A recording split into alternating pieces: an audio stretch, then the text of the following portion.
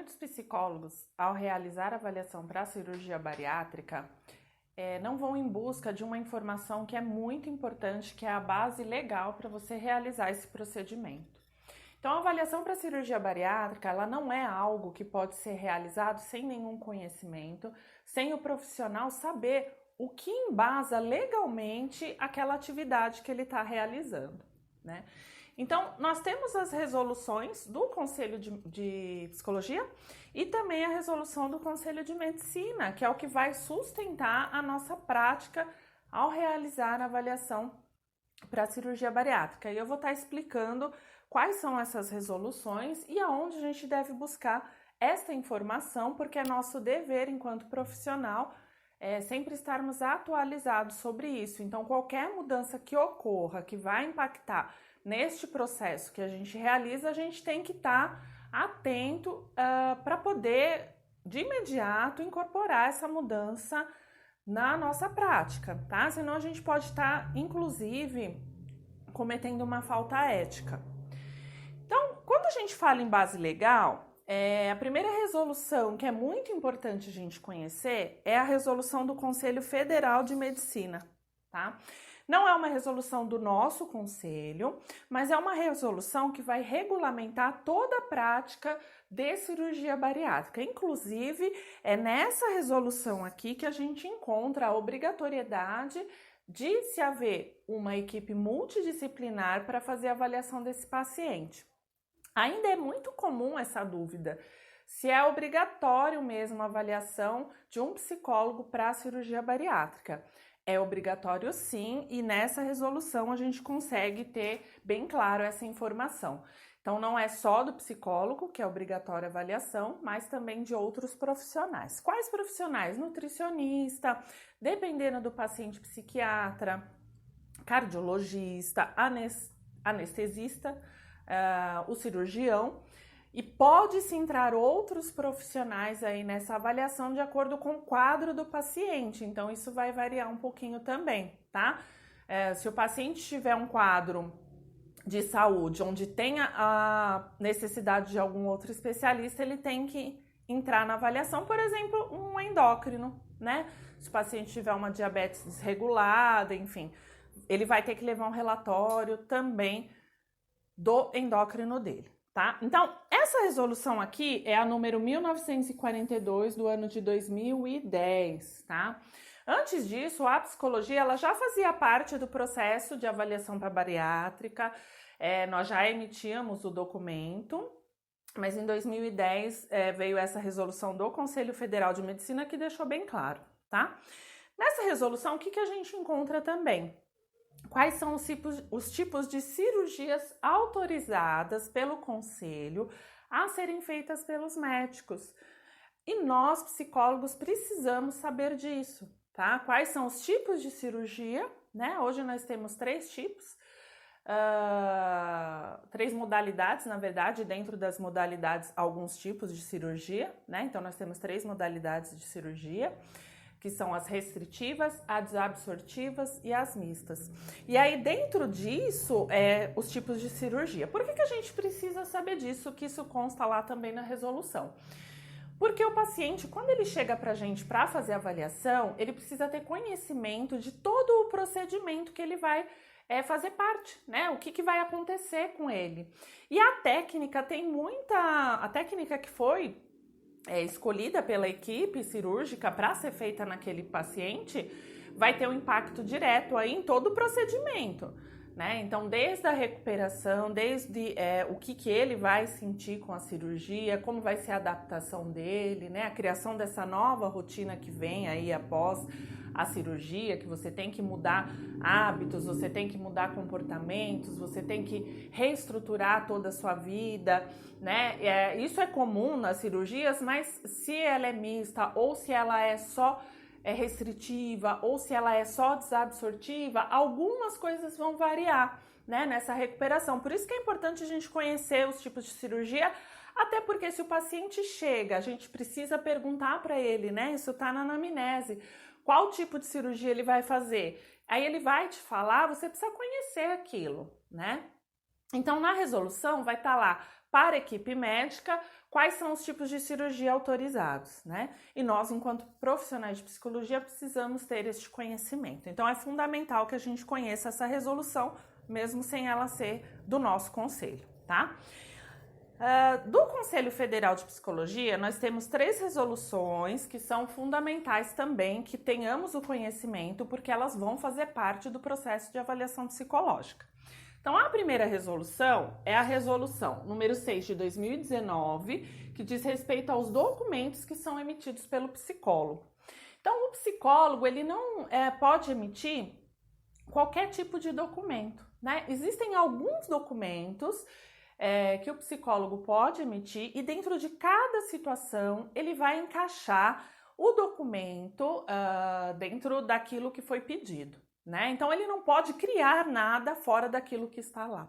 Por que é importante a gente conhecer, tá? E saber e conhecer a fundo essa resolução.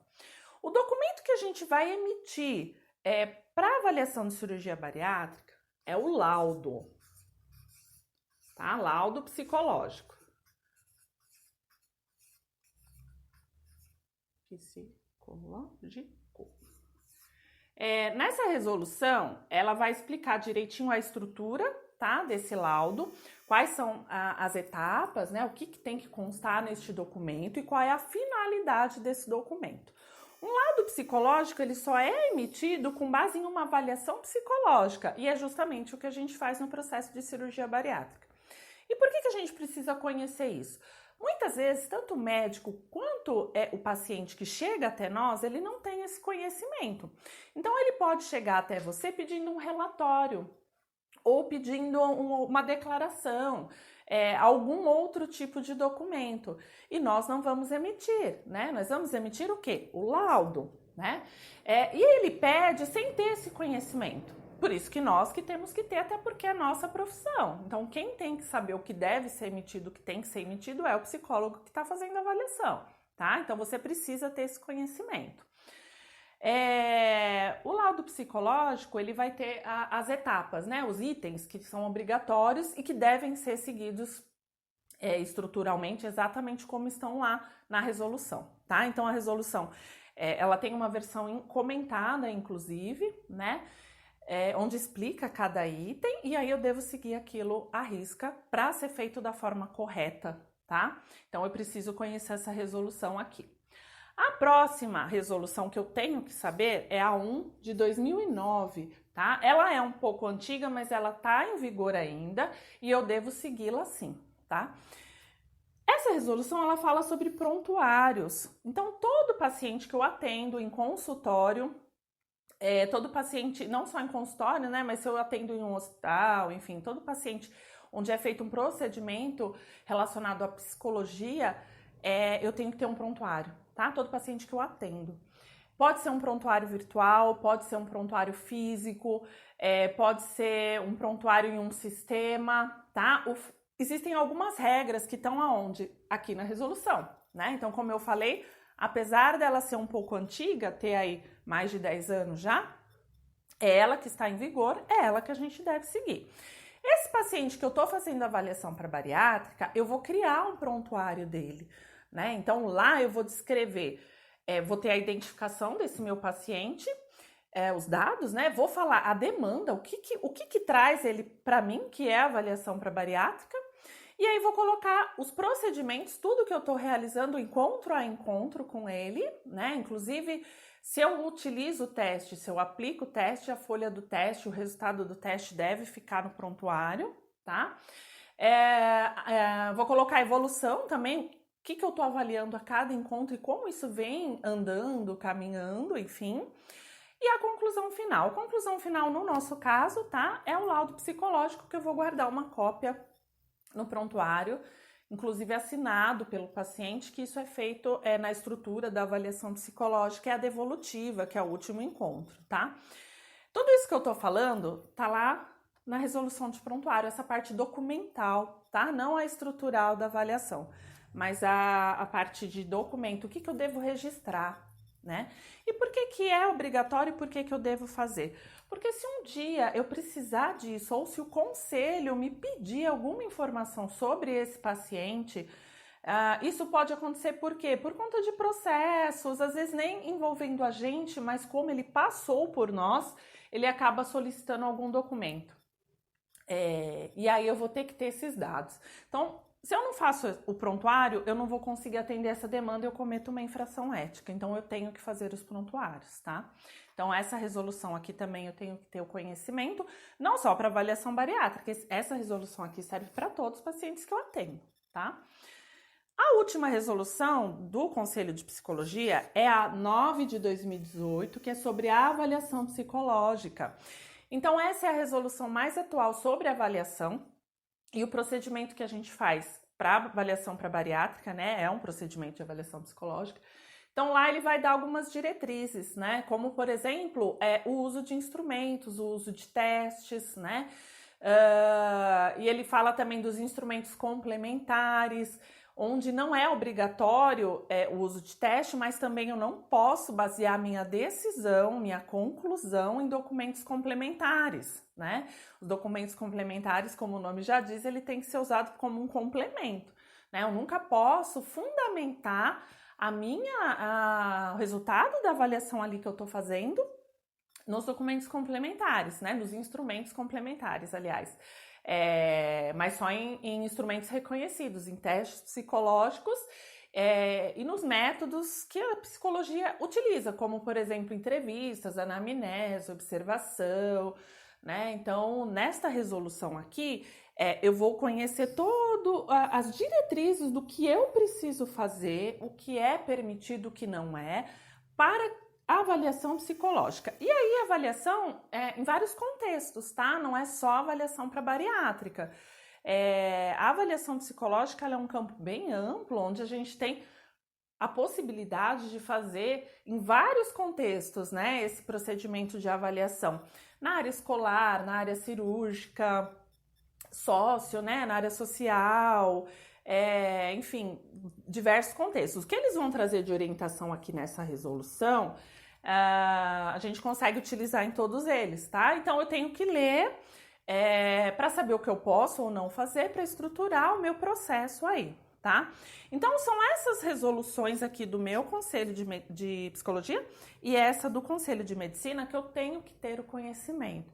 Então, se você nunca fez uma avaliação para bariátrica, ou pior, se você está fazendo, mas nunca conheceu isso daqui, você está fazendo algo muito perigoso, né? Porque a gente precisa saber e ter plena ciência, pleno domínio daquilo que a gente está fazendo. Então, eu preciso conhecer sempre a base legal da minha atividade, né? Isso é essencial em qualquer profissão, principalmente nós que lidamos com pessoas, né? Na área da saúde. E aí eu preciso ficar atento sempre se isso aqui está sendo atualizado ou não, tá? As resoluções do Conselho Federal, aonde eu fico sabendo que foi atualizado ou não? No próprio site do Conselho. Entra lá de vez em quando, né, no site, vai lá em legislação, resoluções, e aí você vai acompanhar se saiu algo novo. Se você trabalha com avaliação psicológica, você precisa sim acompanhar isso. É fundamental, tá? As resoluções do Conselho, você pode acompanhar a Sociedade Brasileira de Cirurgia Bariátrica, né?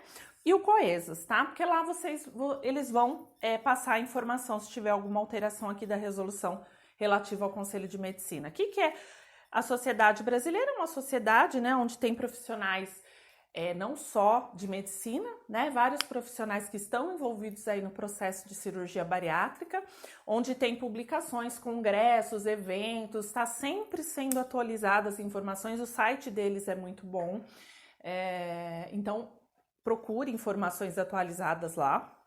E o COESAS, ele é uma parte dentro da sociedade brasileira onde estão os psicólogos, né, que são ali especialistas em cirurgia bariátrica, em que inclusive criam protocolos de atendimento, criam orientações para os profissionais que vão aí fazer esse procedimento. Então, a avaliação para cirurgia bariátrica, ela não é algo que deva ser feito sem você conhecer tanto a legislação quanto as principais organizações que dão suporte ali para aquilo que você está fazendo, né? Como eu já disse, isso é muito perigoso, né? Eu não devo fazer avaliação que inclusive isso é uma coisa que o nosso próprio conselho fala, né? Não faça o procedimento se você não tenha o conhecimento para tal, né? Então, a gente tem que sempre, sim, estar ligado em tudo isso daqui, na base legal e também nas organizações que regem aí nossa atividade, né? Aquilo que a gente está fazendo, é nossa obrigação ficar atualizado, né? Então, procure sempre essas informações que você vai conseguir fazer o processo de uma forma ética, de uma forma correta, de uma forma clara e não vai ter nenhum problema aí com isso, nem para você e sua carreira e nem para o seu paciente também.